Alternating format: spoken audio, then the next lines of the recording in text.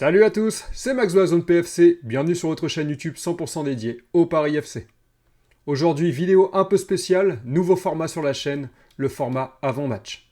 C'est un format dans lequel je te présente le match qui arrive, les enjeux, les compos, etc. C'est un format que tu vas retrouver normalement tout au long de la saison, tu auras une vidéo avant-match avant chaque match de championnat. Donc n'hésite pas à me dire en commentaire ce que tu penses de ce format, si tu trouves qu'il est pertinent et s'il t'intéresse. Mais avant que la vidéo ne commence, n'hésite pas à t'abonner à la chaîne pour ne rien louper sur l'actualité du Paris FC.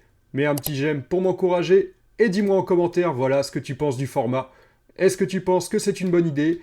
Et surtout, dis-moi ce que toi tu attends d'une vidéo avant match. Allez, on est parti pour la vidéo qui concerne le match Saint-Étienne-Paris FC. Petit retour rapide sur le premier match de préparation du Paris FC face à l'Union Saint-Gilloise. Champion de Belgique la saison dernière et qualifié pour la Ligue des Champions. Le Paris FC s'est incliné sur la plus courte démarche 1-0 avec un but encaissé à la 54e minute, mais le contenu global du match a été plutôt encourageant. A noter que Noah Sanguy, tout juste recruté en provenance de Reims, a joué la seconde période. De bons débuts pour lui, même si on attend encore de voir Moïse Simon, l'autre recrue phare qui n'était pas sur la feuille de match et qui n'a pas encore joué sous les couleurs du Paris FC. Le Paris FC est encore en pleine phase de construction. Le club attend encore 5 à 6 recrues avant la fin de ce mercato d'été. Autrement dit, l'équipe est encore loin d'être au complet pour ces matchs de préparation. Mais c'est justement ce type de match qui permet au staff de faire les principaux ajustements. Intégrer les nouvelles recrues, mais aussi les jeunes du centre de formation. Parlons un peu des deux recrues principales. Moïse Simon, arrivé de Nantes pour environ 7 millions d'euros. C'est un ailier explosif capable de faire la différence en 1 contre 1 et un très bon centreur. Il n'a pas encore joué, on espère vraiment le voir à l'œuvre face à Saint-Étienne. Et la deuxième recrue, Noah Sanguy, qui vient de Reims pour 5 millions d'euros. Un latéral gauche très prometteur qui a déjà disputé la seconde mi-temps contre l'Union Saint-Gilloise. Il a fait des choses intéressantes et il pourrait prendre une place importante dans le 11 cette saison. J'espère en tout cas le voir titulaire à la place de Thibaut de Smet. Sa capacité à se projeter et à être agressif sur son couloir est très intéressante. Côté stéphanois, l'équipe est en pleine transition. Et leur prépa a connu des hauts et des bas. Ils ont commencé leur match de prépa par 2 victoires. La première contre Carouge, ils ont gagné 3-1. Et la deuxième victoire contre 3, ils ont gagné 1-0. Mais là, il n'y a pas longtemps, ils ont perdu 3-2 face aux Servettes le 18 juillet. Ils restent donc sur une note un peu négative, avec une défense assez friable, ce qui pourrait laisser des opportunités au Paris FC. Surtout si Simon fait ses débuts sous nos couleurs. Maintenant, on va parler des deux véritables points forts de Saint-Étienne. Ce sont deux joueurs qui sont susceptibles de poser des problèmes au Paris FC.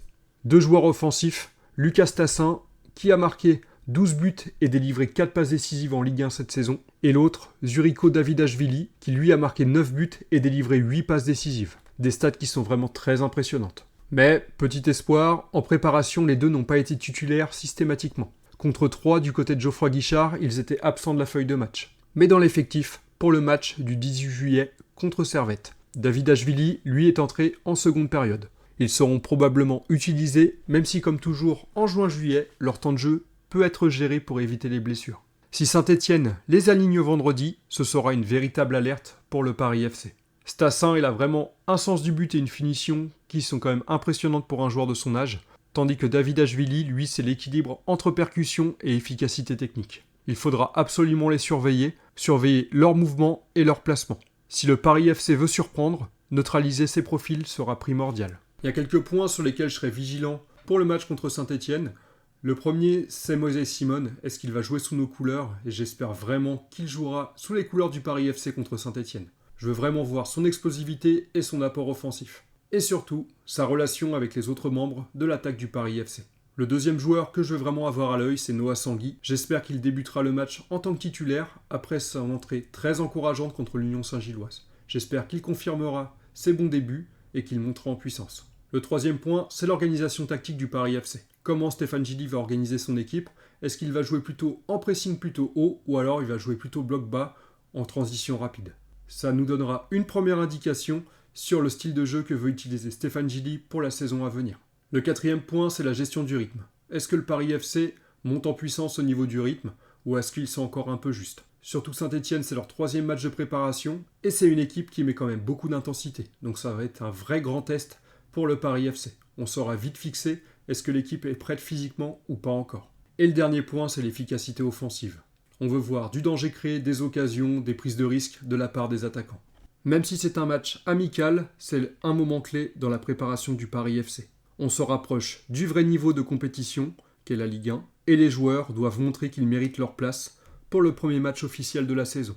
Et pour nous supporters, c'est l'occasion d'observer les premiers automatismes, de découvrir les nouveaux visages et de rêver un peu pour cette saison de Ligue 1 tant attendue. J'ai vraiment hâte encore une fois de voir l'organisation que va mettre en place Stéphane Gilly. Est-ce qu'il va jouer en bloc bas, en transition rapide contre Saint-Etienne, ou vraiment de manière un peu plus ambitieuse avec un pressing? Ça va vraiment nous donner une idée de ce qu'il veut mettre en place pour la saison à venir. Voilà pour ce petit tour d'horizon du match contre Saint-Etienne.